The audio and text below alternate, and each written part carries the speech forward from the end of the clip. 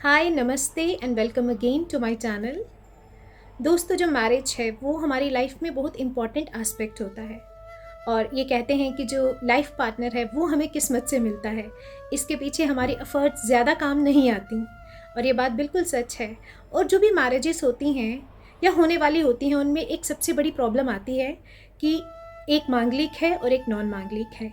आज का जो मेरा टॉपिक है वो यही है कि क्या एक मांगलिक को नॉन मांगलिक से शादी करनी चाहिए, क्या ये यूनियन होनी चाहिए, और अगर आप लव मैरिज करते हैं तो क्या आपको अपना रिश्ता सिर्फ एक मांगलिक पार्टनर की वजह से तोड़ देना चाहिए या इसकी कोई रेमेडीज़ हैं। और सबसे बड़ी बात है कि मांगलिक होता क्या है। सबसे पहले तो मैं ये क्लियर कर दूं कि मांगलिक कोई दोष नहीं होता, ये योग होता है। बहुत सारे आपने ऐसे लोग देखे होंगे जो बहुत कॉन्फिडेंट हैं, जो बहुत ज़्यादा रिच हैं, बाकी लोगों से ज़्यादा वेल्दी हैं, बाकी लोगों से ज़्यादा वो खुश रहते हैं, वो बुरी से बुरी परिस्थिति से बाहर निकल जाते हैं। उनमें सेक्सुअल एनर्जी बहुत ज़्यादा होती है दूसरों के कंपैरिजन में, और वैसे भी काम करने का जो भी स्टेमिना है, एंड्योरेंस है, उन लोगों में ज़्यादा होता है। तो ऐसे लोग यूजुअली मांगलिक ही होते हैं। मांगलिक होना एक योग है, ये कोई दोष नहीं है, सबसे पहली बात। और जिनको मंगल अच्छा बैठ जाता है, जिन मांगलिकों को मंगल अच्छी राशि में होता है, अच्छी पोजीशन में होता है, वो लोग दूसरों से ज़्यादा रिच, दूसरों से ज़्यादा एनर्जेटिक, ये सेक्सुअली भी बहुत एक्टिव होते हैं, अग्रेसिव होते हैं, दे आर वेरी कॉन्फिडेंट। कब कहाँ कैसे बोलना है बिना डरे हुए, इनके सामने कितनी भी ऑडियंस है लेकिन ये कभी किसी से डरते नहीं हैं। और लड़ाई को कुछ लोग हमेशा तैयार रहते हैं, वो लड़ाई में कभी भी गिव अप नहीं करते, हार नहीं मानते। बुरी से बुरी परिस्थितियों में भी वो जानते हैं कि उनको राइज कैसे करना है। यूजुअली ऐसे लोग मांगलिक होते हैं। काफ़ी सारे लोग जानते होंगे, बट जो नहीं जानते हैं कि मांगलिक योग क्या होता है, मैं उनको बता दूं। आपका जो लग्न चार्ट होता है, आपकी कुंडली में जो लगन कुंडली होती है, उसमें अगर आपका जो मंगल है वो पहले घर में, चौथे घर में, सप्तम भाव में, आठवें घर में, 10वें घर में या 12वें स्थान पर होता है, तो वो इंसान मांगलिक कहलाता है। जो फर्स्ट हाउस में मंगल होता है, जो पहले घर का मांगलिक है, वो इंसान जो है वो बहुत कॉन्फिडेंट होता है, वो बहुत एनर्जेटिक दिखेंगे आपको। उनकी पर्सनालिटी का ऑरा ही ऐसा होगा कि कोई भी नॉर्मल इंसान उनसे बात करने से पहले 10 बार सोचेगा। अब दो तरह के ऐसे मांगलिक योग हैं जिन्हें प्रेफरेबली मांगलिक के साथ शादी करनी चाहिए। जैसे फर्स्ट हाउस का मंगल है, क्योंकि वो डायरेक्टली नज़र डाल रहा है आपके 7th हाउस पे, and 7th house is the house of union, it's the house of marriage. दूसरा जो अष्टम का मंगल है, जो 8th हाउस में है, क्योंकि 8th house is the house of longevity of your partner. आपके पार्टनर की आयु कितनी होगी या आपकी आयु कितनी होगी, ये आपके अष्टम भाव बताता है। जब उसमें मंगल बैठता है तो ये दो जो कॉम्बिनेशन है ये थोड़े से ख़राब होते हैं अगर आपका पार्टनर मांगलिक नहीं है तो। इन केसेस में क्या हो सकता है, अब बाकी ग्रह भी मैटर करते हैं। जो सेपरेशन, डिवोर्स या डेथ हो जाना पार्टनर की, उसके पीछे 7th हाउस में क्रूर प्लैनेट्स बैठे हों, 2 या 2 से ज़्यादा, या 7th 8th के जो लॉर्ड्स हैं वो इंटरचेंज हो रहे हों, वो सब चीज़ें मैटर करती हैं। वो हम किसी और वीडियो में डिस्कस करेंगे। लेकिन मांगलिक दोष एक प्लस पॉइंट हो जाता है उस चीज़ में कि वो उन चीज़ों को ज़्यादा एग्रीवेट कर देता है, उन बुरे योगों को। और इस केस में क्या होगा कि हस्बैंड वाइफ की सेपरेशन हो जाएगी। और हस्बैंड वाइफ की अगर लीगल सेपरेशन नहीं भी है तो कुछ ऐसे चांसेस बनेंगे वो अलग अलग कमरे में सोएंगे। ये मोस्टली ऐसे लोगों में देखने को आता है। दूसरा, एक्स मैरिटल अफेयर्स बन जाएंगे। इसका रीज़न ये भी हो सकता है कि both manglik and non manglik are at different energy levels. तो वो जो ग्रेटिफिकेशन है वो मांगलिक पार्टनर अपने नॉन मांगलिक पार्टनर से डराइव कहीं ना कहीं नहीं कर पाता बिकॉज ऑफ सेक्शुअल इनकम्पैटिबिलिटी। तो उस केस में भी उनका अलग अलग होना या एक्स मैरिटल अफेयर्स बनना, ये चांसेस मांगलिक योग में ज़्यादा हो जाते हैं। लेकिन जब ये डायरेक्ट नज़र शादी के घर पे डाल रहा है और अष्टम भाव में बैठा है तो। दूसरा है कि बहुत एक्सट्रीम जब हो जाए, जैसे मैंने आपको बताया 7th और 8th हाउस के जो लॉर्ड्स हैं वो इंटरचेंज हो जाएं। 7th का लॉर्ड 8th में बैठा है, 8th का 7th में बैठा है, तो उस केस में भी ये जो चांसेस हैं पार्टनर की डेथ के, पार्टनर से डिवोर्स के।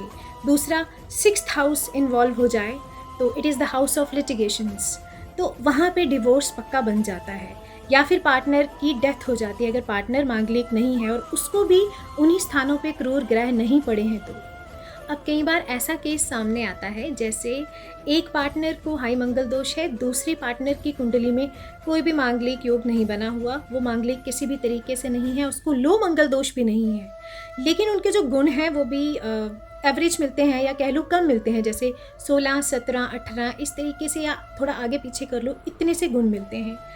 प्लस उनकी जो राशि मित्रता है वो अच्छी है, राइट। जैसे एक्वेरियस जेमिनाई की राशि मित्रता होती है, तुला जेमिनाई की राशि मित्रता हो गई, और बाकी भी साइंस की खैर मैंने बताई हुई है पहले भी किसकी किससे मित्रता है।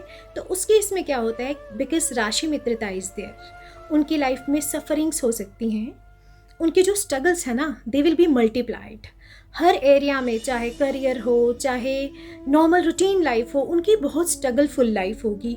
उनके जो संघर्ष है ना उनको ये मंगल बढ़ा देगा, उनको अपनी एनर्जी का दोनों पार्टनर्स को एक्सट्रीम यूज़ करना पड़ेगा, चाहे फैमिली में करेंगे चाहे करियर में करेंगे, स्ट्रगल बहुत होगी उनकी लाइफ में। लेकिन बिकॉज राशि मित्रता इज देयर, उनकी आपसी जो तालमेल है ना वो ठीक रहेगा, लाइफ में कोई भी सिचुएशन होगी वो दोनों एक साथ ही खड़े होंगे। अब एक और मांगलिक योग जो थोड़ा सा मैरिड लाइफ के लिए ख़राब हो सकता है वो ये है कि आपका जो लॉर्ड है मैरिज के हाउस का, 7वें घर का जो स्वामी है वो 12th हाउस में बैठ गया, राइट और वो मंगल है। ये वाला जो मांगलिक है ये थोड़ा सा अपने पार्टनर के लिए सही नहीं रहता, because 12th house is the house of detachment, it's the house of loss, it's the house of expenditure. तो फॉर एग्जाम्पल आपकी 7th हाउस में राशि मेष है और आपका जो मंगल है वो 12वें भाव में बैठा हुआ है, तो इस केस में भी जो मैरिज की स्ट्रगल्स है ना वो बढ़ जाती हैं। और बाकी ग्रह अगर सपोर्ट नहीं कर रहे हैं, फॉर एग्जांपल लड़के की कुंडली में शुक्र सपोर्ट नहीं कर रहा, लड़की की कुंडली में बृहस्पति सपोर्ट नहीं कर रहा, 7th हाउस एफ्लिक्टेड है, 8th हाउस एफ्लिक्टेड है, इन दोनों में से कोई एक भी एफ्लिक्टेड है, तो इस केस में जो लीगल सेपरेशन है वो ज़रूर होती है। अब अगर आप अरेंज मैरिज करने जा रहे हो, आपको कोई रिश्ता दिखा रहा है, आपने अपनी कुंडली चेक करवाई और किसी एक पार्टनर को मंगल दोष है, वो वाला दोष जैसे मैंने बताए और वो सब एफ्लिक्शंस हैं जो मैंने बताई, तो उस केस में आप मैरिज को अवॉइड करें, क्योंकि आप अपने लिए स्ट्रगल्स को, मुसीबतों को क्यों इनवाइट करेंगे जबकि आपके पास ऑप्शंस हैं। यहाँ तो कोई किसी को धोखा देने वाली बात नहीं आई और ना ही आपका दिल इन्वॉल्व है, ना ही आपका प्यार इन्वॉल्व है, तो आपको इस केस में अवॉइड करना चाहिए। यस, इन रेयर केसेस जहाँ पे ज़्यादा उम्र हो जाती है, ओवर एज हो जाते हैं लोग, पार्टनर नहीं मिल रहा, तो पूजा पाठ के ज़रिए मंगल दोष की शांति की जा सकती है। अब अगर आप किसी को प्यार करते हैं तो उस केस में ये इतनी सारी एफ्लिक्शंस और मांगलिक योग बनता है और एक दोष क्रिएट होता है आपकी कुंडली में दोनों की। तो उस केस में आपको क्या करना है कि अब आप एक मंगल दोष की वजह से, किसी ग्रह की एफ्लिक्शन की वजह से अपना प्यार तो नहीं छोड़ सकते, और ये छोड़ना भी गलत है, लेकिन उस केस में आप रेमेडीज़ करके शादी कर सकते हैं। बट ये ध्यान रखें कि रेमेडीज़ ज़रूर करें, क्योंकि अगर आप अपने पार्टनर को छोड़ के, जिसे आप प्यार करते हैं, जिसके साथ आपने वो सपने संजोए हैं, उसको छोड़ के कहीं और शादी करेंगे तो आप वैसे भी लाइफ में सुखी नहीं रह पाएंगे। समय समय पर आपको ये रियलाइज़ ज़रूर होगा कि काश मैंने वहाँ शादी की होती, काश, चाहे आप अपनी लाइफ में सुखी हैं लेकिन आप सेटिस्फाइड कभी नहीं रह पाएंगे। और लाइफ में अगर स्ट्रगल्स भी आते हैं और आपकी शादी अपने पार्टनर से हुई है जिसे आप प्यार करते थे, उससे आपको एटलीस्ट स्ट्रगल्स के बावजूद भी, प्रॉब्लम्स के बावजूद भी एक सेटिस्फैक्शन रहती है कि कम से कम मैं उस इंसान के साथ रहती हूँ या रहता हूँ जिसे मैंने प्यार किया, और एक बहुत ही सेंस ऑफ फुलफिलमेंट एक फील होती है इंसान। और इस मंगल के निवारण के लिए आपको क्या करना है कि सबसे पहले तो जब आपने शादी करनी है उससे पहले आपने मंगल पूजा ज़रूर करवानी है। एक तो पंडित तुलसी के पास पूजा करवाते हैं, लड़का अगर मांगलिक है तो उसकी वो ज़रूर करवा लें, या फिर मंगलनाथ टेम्पल है जो उज्जैन में है, वहाँ जाकर मांगलिक पूजा होती है। लड़का लड़की वहाँ जाके अपनी पूजा ज़रूर करवाएं अगर आप एक सुखी लाइफ चाहते हैं तो।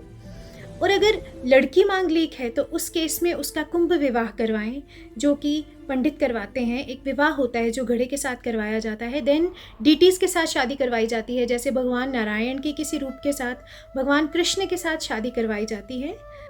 कई बार लोग पेड़ पौधों से लड़कों की शादी करवा देते हैं और बोलते हैं कि अब इस पेड़ से शादी हो गई, अब इसका मांगलिक दोष शांत हो गया।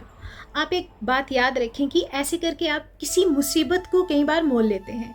वो कैसे मोलते हैं? आप जिस पेड़ से शादी करवाने जा रहे हैं, हु नोज उस पे कैसी एनर्जीज होती हैं रात को या दिन को, उसमें जो भी आसपास, क्योंकि पेड़ों के आसपास जो बड़े पेड़ हैं उनके आसपास एनर्जीज होती हैं, वी ऑल नो। और वो कोई एनर्जी थ्रू मैरिज जब आपसे एसोसिएट हो गई, आपने पेड़ से मैरिज की है उसे एक अपना पार्टनर मान के मंगल दोष के निवारण के लिए, और वो एनर्जी भी आपके साथ आ गई, वो तो फॉरएवर आपके साथ रहेगी। आपने बहुत ही बड़ा खतरा मोल लिया है इस केस में। तो ये अवॉइड करें, बेटर है कि आप मंगल पूजा करवाएं उज्जैन में टेम्पल जाकर। और शादी के दौरान क्या करना होता है, जैसे लड़की के घर में लग्न फेरे होते हैं, वो जो लग्न फेरे हैं वो शिव पार्वती भगवान के मंदिर जाके करें। तो इससे मांगलिक दोष या कोई भी दोष आपकी कुंडली में है उसका निवारण हो जाता है। मेरा वीडियो आपको अच्छा लगा है तो इसे लाइक ज़रूर करें, और जो लोग मेरे चैनल पर नए हैं वो मेरे चैनल को सब्सक्राइब ज़रूर करें। Thanks for watching, thanks for your support, bye.